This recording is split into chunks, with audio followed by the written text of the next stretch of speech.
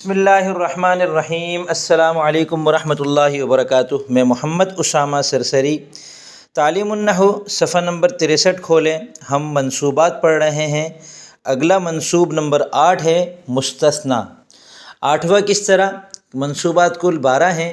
پہلے جو 5 ہے ان کا نام ہے مفاعیل خمسہ: مفعول مطلق، مفعول بہ، مفعول فیہ، مفعول معہ، مفعول لہ۔ اور جو اس کے بعد اگلے 3 ہیں وہ ہے حال، تمیز اور مستثنیٰ۔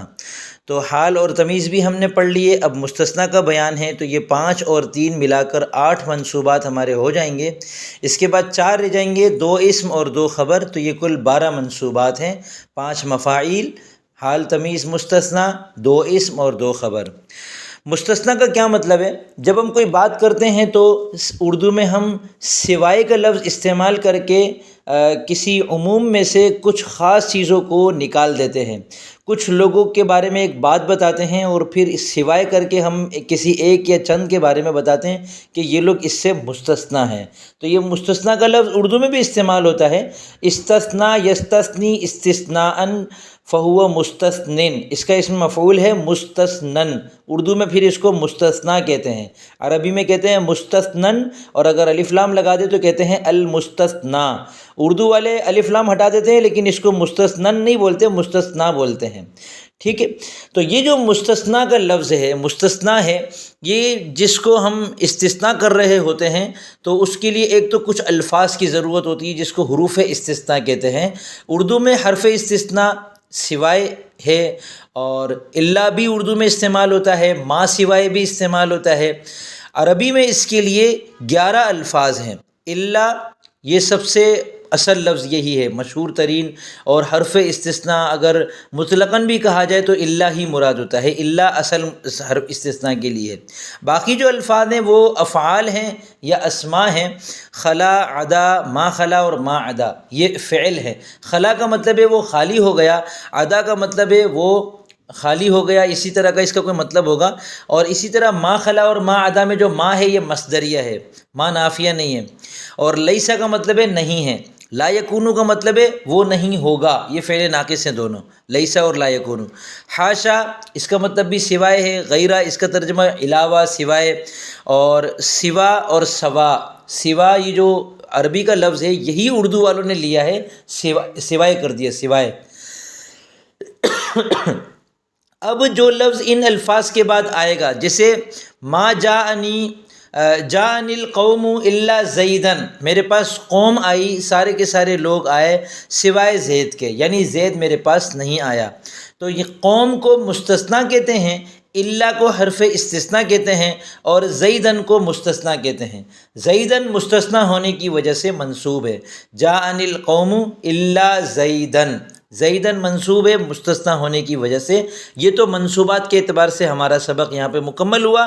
اب جو مستثنیٰ کی تفصیلات ہیں دیگر، وہ یہ ہیں کہ جو الا کے بعد مستثنیٰ آتا ہے اس کی 3 صورتیں ہیں، اس کو ہم آخر میں سمجھتے ہیں۔ اس خلا، عدا اور ما عدا چونکہ فعل ہے تو ان کے بعد جو لفظ آتا ہے مستثنیٰ کے طور پر وہ منصوب تو ہوتا ہے لیکن مستثنیٰ ہونے کی وجہ سے نہیں، بلکہ ان کا مفعول بہ ہونے کی وجہ سے منصوب ہوتا ہے۔ اور لیسا اور لا یکونو، یہ دونوں فعل ناقص ہے، تو ان دونوں کے بعد جو مستثنیٰ ہوتا ہے وہ بھی منصوب ہوتا ہے لیکن ان کی خبر ہونے کی وجہ سے۔ فعل ناقص کا اسم مرفوع ہوتا ہے، خبر منصوب ہوتی ہے، آگے چل کے پڑھیں گے۔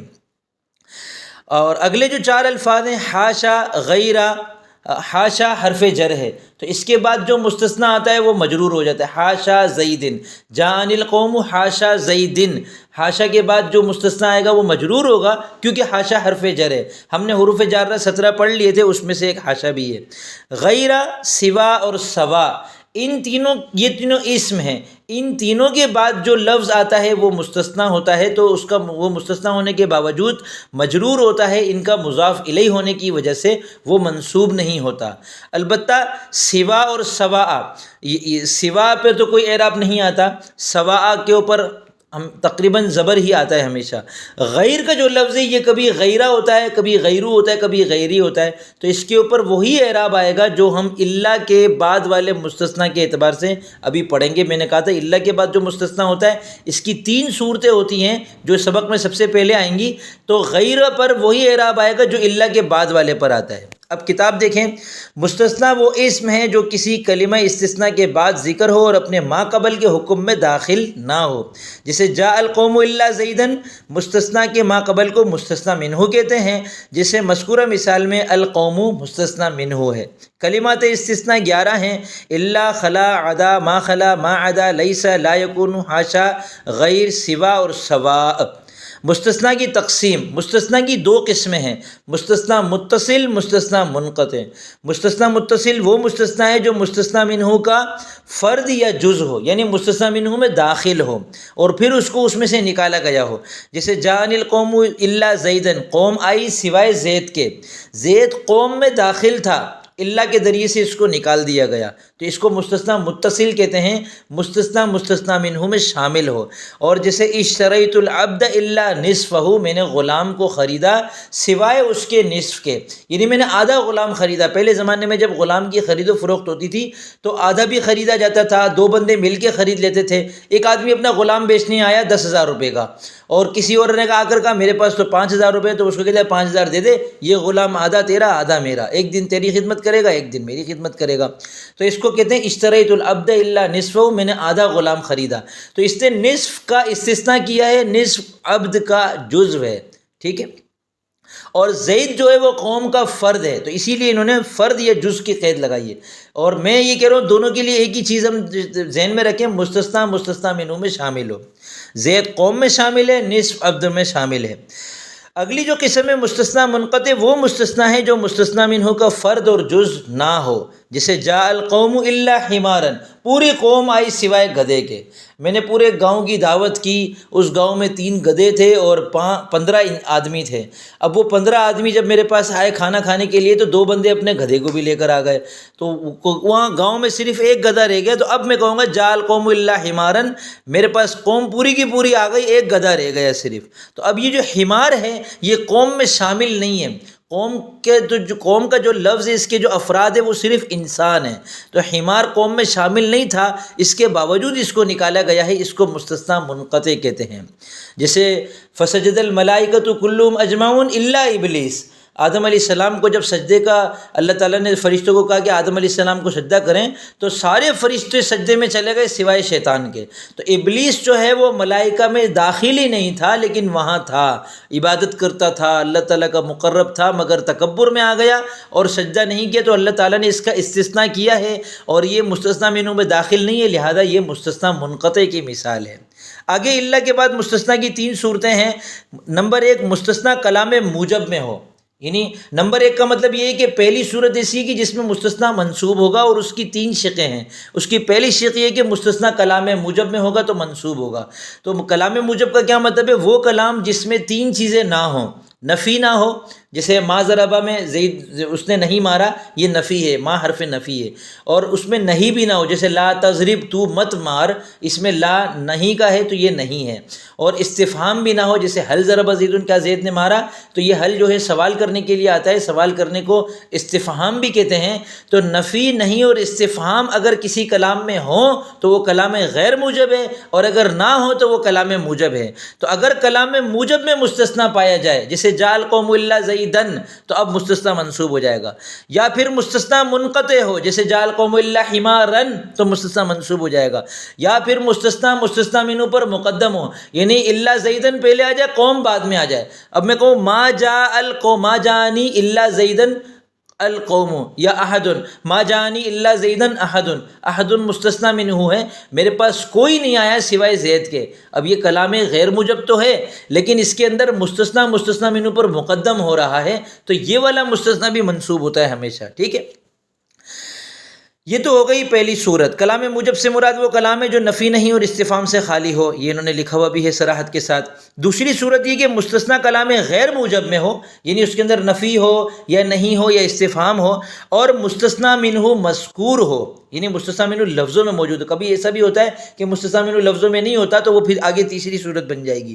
تو مستثنیٰ منہ لفظوں میں ہو، کلام غیر موجب ہو، تو اب مستثنیٰ پر دو اعراب آئیں گے، یا تو اسے آپ منصوب پڑھیں یا اس کو وہ اعراب دیں جو مستثنیٰ منہ کا اعراب ہے۔ اس کو کہتے ہیں مستثنیٰ منہ کا بدل واقع ہو رہا ہے، تو مستثنیٰ کو منصوب پڑھنا بھی جائز ہے اور مستثنیٰ منہ سے بدل بنانا بھی جائز ہے۔ جیسے ما جاء احد الا زید الا زیدا، ما جاء احد کوئی نہیں آیا، کلام غیر موجب ہے اور احد مستثنیٰ منہ کلام کے اندر مذکور ہے، تو اب الا زید جو آ رہا ہے اس کو زیدن بھی پڑھ سکتے ہیں منصوب کر کے، اور احد والا اعراب کر کے اس کو الا زیدن بھی پڑھ سکتے ہیں۔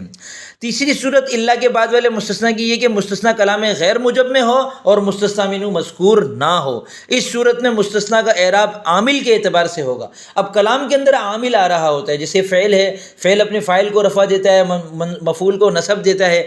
جاءنی قومن، قومن مرفوع ہے، جاء نے دیا، ما جاءنی قومن، قومن مرفوع ہے، ما جاء فعل نے اس کو رفع دیا ہے۔ تو اب قومن اگر نہ ہو کلام کے اندر تو ما جاء یا جاء جو فعل ہے جو عامل آ رہا ہے وہ کس کو رفع دے، وہ کس کو نصب دے، تو اب کیا ہوگا، لپیٹ میں کون آئے گا، جو الا کے بعد آ رہا ہے۔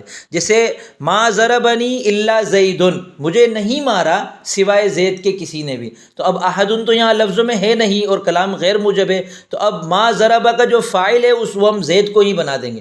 فاعل کو مرفوع کرنا ہے تو ہم زید کو بولیں گے بھائی تو مرفوع ہو جا، مستثنیٰ منہ تو ہے نہیں، اگر وہ ہوتا تو وہ مرفوع ہو جاتا، وہ ہے نہیں تو مرفوع ہو جا۔ اور ما رأیت الا زیدن، میں نے سوائے زید کے کسی کو نہیں دیکھا، ما رأیت فعل ہے، اس کے اندر واحد متکلم کی ضمیر اس کا فاعل ہے، یہ چاہ رہا ہے کہ جس کو نہیں دیکھنے کی بات ہے اس کو نصب دے، وہ ہے ہی نہیں کلام میں مذکور، البتہ اس کا مستثنیٰ مذکور ہے تو مستثنیٰ کو نصب دے دیا، تو اس کو کہتے ہیں مستثنیٰ مفرغ، یعنی مستثنیٰ جو ہے وہ عامل کے مطابق اس کا اعراب آتا ہے۔ یہ والا مستثنیٰ بھی کلام عرب میں بکثرت استعمال ہوتا ہے۔ یہ تو تھا اللہ کے بعد کی تین صورتیں، اس کو اچھی طرح ذہن نشین کر لیں، بار بار دیکھیں۔ آگے وہی تفصیلات ہیں جو میں نے بتائی کہ لیسا اور لا یکونو جو ہیں فعل ناقص ہیں، ان کے بعد جو مستثنیٰ ہے ان کی خبر ہوتا ہے، اور خلا اور ادا، ما خلا اور ما ادا کے بعد جو مستثنیٰ ہے وہ ان کا مفعول بھی ہی ہوتا ہے۔ حاشا حرف جر اس کا مستثنیٰ مجرور ہوتا ہے، اور غیرہ، سوا اور سوا یہ تینوں اسم ہیں، ان کا مستثنیٰ جو ہے مستثنیٰ وہ ان کا مضاف الیہ ہونے کی وجہ سے مجرور ہوتا ہے۔ غیرہ پر جو اعراب آئے گا وہ وہی آئے گا جو اللہ کے بعد والے مستثنیٰ کی تین صورتیں ہیں، ٹھیک ہے۔